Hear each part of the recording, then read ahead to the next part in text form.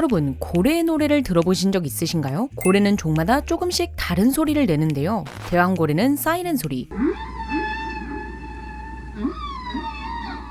폭등고래는 흐느끼는 듯한 소리,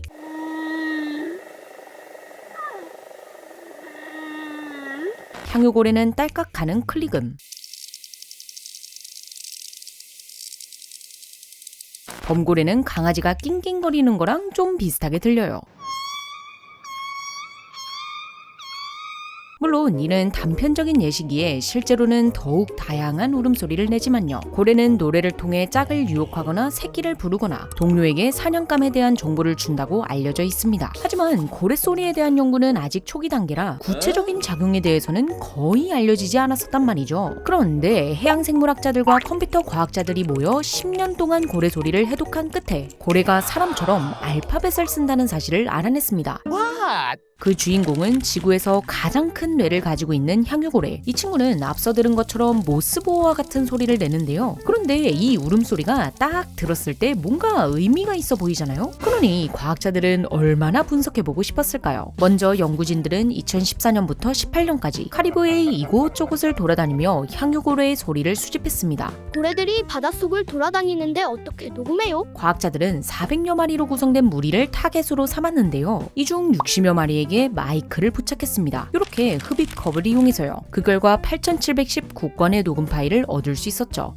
사생활 쫀쫀쫀요. 향유고래는 한 번에 30-40번 정도의 클릭음을 내는데요. 분석해보니 이 소리가 21가지 패턴으로 이루어져 있는 거예요. 즉 21개의 알파벳을 사용하는 거죠. 우리가 자음과 모음을 조합해 단어나 문장을 만드는 것처럼 고래는 21가지의 소리 패턴을 조합해 소통하는 겁니다. 이러한 고래의 의사소통 체계를 코다라고 불러요. 그런데 여기서 끝이 아닙니다. 중국이나 태국은 성조가 있잖아요. 그럼 같은 발음이지만 뜻이 달라지고는 하죠. 이처럼 고래들은 같은 코다라고 해도 리듬, 박자, 음을 변화시키거나 추가적인 클릭 소리를 넣어 300가지 이상의 소리 유형을 만들어낼 수 있다고 해요. 예를 들어 두 고래가 대화를 나누는 중에 한 고래가 말끝에 알파벳과 상관없는 클릭 소리를 추가한 거예요. 그러자 상대 고래도 말끝에 같은 방식으로 클릭을 추가했고요. 이는 나 말 다 끝남, 너 말하셈 처럼 대화의 차례를 나타내는 신호라고 추측하고 있습니다. 우리로 따지자면 온점을 소리화한 느낌일까요? 이외에도 위기를 느끼면 빠르고 강하게 클릭 소리를 내고 친근한 상황에서는 느리고 부드럽게 클릭 소리를 내는 등 말의 뉘앙스도 존재한다고 합니다. 오 신기하다. 그런데 고래의 언어가 정말 사람의 언어와 닮은 게요. 무려 사투리도 있습니다. 캐나다의 연구팀은 향유고래 부족을 연구했는데요. 여기에서 부족은 사람의 부족과 비슷해요. 여러 가족이 모여 하나의 집단을 이루는 거죠. 각 부족끼리는 행동 양식이나 이동 경로, 그리고 새끼를 양육하는 방식 등 여러 면에서 차이를 보였다고 합니다. 그리고 무엇보다도 부족끼리의 말투가 조금씩 달랐다고 해요. 대체적으로 비슷한데 한 부족이 다른 부족에 비해 끝소리를 늘리는 경향이 있었다고 합니다. 마치 충청도 사투리와 비슷하게요. 아버지, 해파리 굴러가요. 이런 코다는 유전적으로 전해지는 것이 아닌 인간의 언어처럼 후천적으로 학습해야 한다고 합니다. 어린 향유고래는 어른들이 대화하는 걸 듣고 따라하면서 코다를 익히는 거죠. 그러다 보니 사투리도 자연스럽게 전해지는 거고요. 그럼 고래랑 대화할 수 있어요? 아쉽게도 이제 막 알파벳을 찾은지라 대화는 연구가 더 필요하다고 해요. 하지만 대-AI의 시대인 만큼 생각보다 빠르게 실현될지도 모르죠. 그런데 여기서 한 가지 재밌는 점은 이 고래의 언어를 연구하는 학자 중에는 세티의 이론도 있다는 거예요. 그게 뭔데 과도가? 세티는 외계인을 찾는 과학 프로젝트입니다. 뜬금없이 외계인이요? 우리가 언젠가 외계인하고 마주치면 서로 의사소통을 해야 할 거 아니에요? 그러기 위해서는 외계인의 언어를 해석해야겠죠. 고래의 언어를 알아내는 과정이 이런 상황에 대한 연습이 될 수 있다는 겁니다. 일리 있군 한편 고래의 노래로 의문의 이득을 본 사람이 있다고 하는데요. 지구상에서 두 번째로 큰 고래인 참고래는 시도 때도 없이 흥얼거리면서 다녀요. 그래 새우가 어디 있나? 이 고래는 사람의 귀에는 들리지 않는 20Hz의 아주 낮은 주파수로 노래를 부르는데요. 무려 10시간 동안 계속 부릅니다.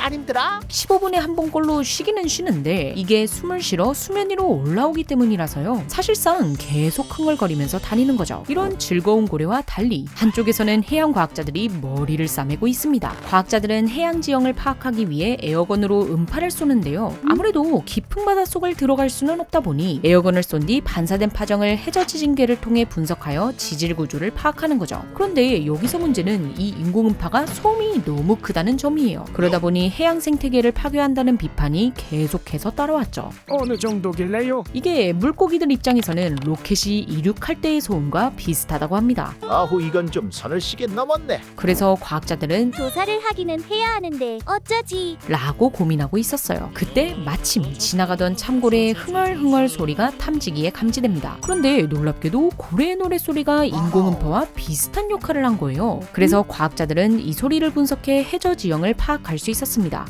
의문의 이득. 이를 계기로 참고래의 노래를 이용한 해저 탐사라는 신박한 연구법이 나오게 된 거죠. 과학자들은 앞으로 이 방법을 발전시켜 나갈 계획이라고 하는데요. 그도 그런 게 이걸 잘만 활용하면 이보다 좋을 수가 없거든요. 일단 참고래의 울음소리도 만만찮게 큽니다. 189dB로 전투기 소음보다 크다고 해요. 그만큼 멀리까지 퍼져나갈 수 있죠. 물고기 입장에서야 퉁퉁이가 따로 없겠지만 어차피 얘도 자연의 소리 중 하나니 해양 생태계 파괴에 대한 비판은 있을 수가 없겠죠. 또 웃긴 게 얘가 노래를 부를 때 음을 높였다가 내렸다가 하거든요. 진짜 사람이 흥얼거리는 것처럼요. 이렇게 다양한 높낮이로 노래를 부르다 보니 그만큼 다양한 주파수가 방출되는데요. 이게 각각 다르게 반사 및 굴절되거든요. 그만큼 해저지층의 세부 구조를 더 정확하게 파악할 수 있다고 해요. 그래서 여러모로 참고래의 노래는 탐사에 활용하기 딱 좋은 대상인 거죠. 이렇게 참고래가 흥얼거리며 바다를 누빈다면 본격적인 곡을 만드는 고래들도 있는데요. 심지어 때때로 히트곡이 나오고 이게 인기 차트에 올라 전 세계로 퍼지기도 해요. 뭐야, K-팝이요? 이 이야기의 주인공은 독특한 등지느러미를 가진 혹등고래입니다. 혹등고래는 길고 복잡한 멜로디의 노래를 부르는 것으로 유명한데요. 한 곡이 몇 분에서 길게는 몇십 분 정도의 길이라고 해요. 진짜 우리 노래랑 비슷하네. 참고로 이 고래 앨범도 냈습니다.